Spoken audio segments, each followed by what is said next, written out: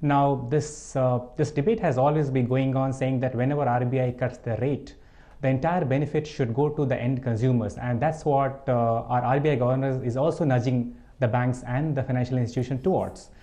Now, if we go into the mechanics of why this does not happen, now before that, I'll just come here and say that in this case, if you see the 50 basis point cut which RBI did on the repo rate, the actual benefit which got passed was somewhere around 20 basis point to 25 to 30 basis point, not more than that. That's what we have seen.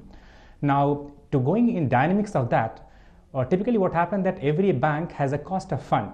Now, in that cost of fund, one thought is that where they borrow money from RBI, and that's where the repo rate concept comes in term.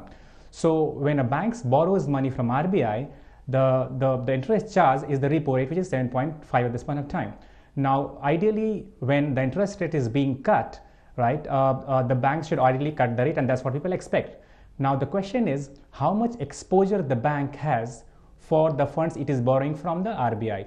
For example, let's say there is a bank A. If the total funds which they are borrowing from RBI is very less compared to total fund what they have, then the impact of the RBI cut will be much more lesser on them. So I think the argument which is being put by the banks that though RBI is cutting the repo rate, their entire cost of fund is not going by the same margin. So whenever they cut the rate, they say that, hey, I have taken consideration of my entire cost of fund, and based on that, I have done a cut which is the best possible in our interest.